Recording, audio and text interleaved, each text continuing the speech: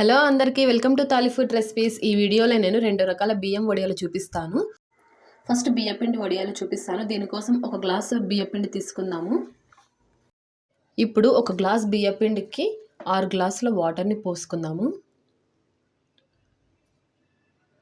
ఇలా వాటర్ పోసుకున్న తర్వాత ఈ గిన్నెని స్టవ్ మీద పెట్టి ఇందులో కొద్దిగా సాల్ట్ కూడా యాడ్ చేసుకోవాలి.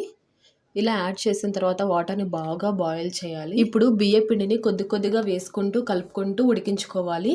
ఇలా ఒక 10 నుంచి 20 నిమిషాల వరకు చేస్తే సరిపోతుంది. చూసారు కదండి, ఇలా జిగురు వచ్చేంత వరకు మనం దీన్ని బాగా ఉడికించుకోవాలి.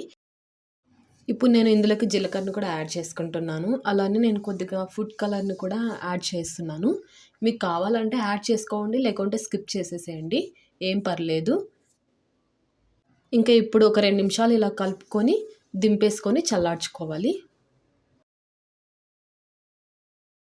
పిండి కొద్దిగా చల్లారిన తర్వాత ఇలా తడిబట్ట మీద స్పూన్తో కానీ గరిటతో కానీ చిన్న చిన్న వడియాలుగా వేసుకుంటే సరిపోతుంది. ఇవన్నీ మనము ఫ్యాన్ కింద కానీ ఎండలో కానీ 3 రోజులు ఆరబెట్టుకుంటే బాగా సరిపోతుంది. నేను 3 రోజులు ఎండలో ఆరబెట్టేశానండి, చాలా బాగా ఎండిపోయినాయి. ఇప్పుడు వడియాలు వేయించుకోవడానికి ప్యాన్లో ఆయిల్ పోసుకొని వేడి చేసుకుందాం. ఆయిల్ వేడైన తర్వాత కొన్ని వడియాలు వేసుకొని వేయించుకోవాలి. చూడండి ఎంత బాగా పొంగుతున్నాయో వడియాలన్నీ. చూశారు కదండి, బియ్య పిండితో వడియాలు ఇంట్లోనే ఎలా తయారు చేసుకోవాలో చాలా క్రిస్పీగా వచ్చాయండి. ఇప్పుడు నానబెట్టిన బియ్యంతో వడియాలు ఇంట్లోనే ఎలా చేయాలో చూపిస్తాను.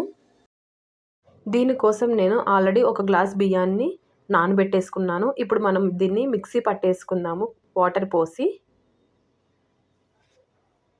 చూసారు కదండి, ఇలా మిక్సీ పట్టేసుకుంటే సరిపోతుంది.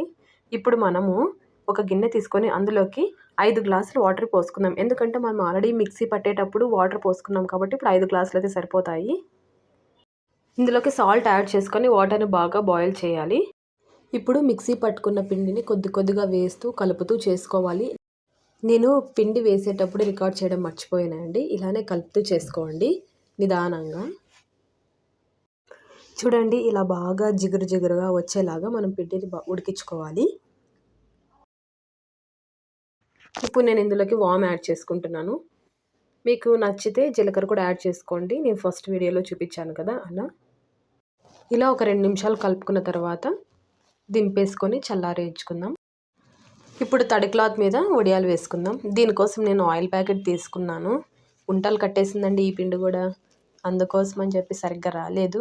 అయినా ఏం పర్లేదు, ఎండలో ఎండితే బాగా వచ్చేస్తాయి కాబట్టి నో ప్రాబ్లం. ఒకవేళ మీ ఇంట్లో వడియాలు వేసే జార్లు ఉంటే దాంతో వేసుకోండి, ఇంకా మంచిది. నాకు లేదు కాబట్టి నేను ఈ ప్యాకెట్తో వేయాల్సి వస్తుంది.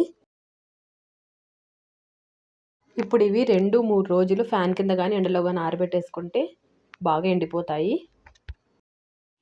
నేను ఎండలో 3 రోజులు ఆరబెట్టానండి. చూడండి ఎంత చక్కగా ఆరిపోయాయో.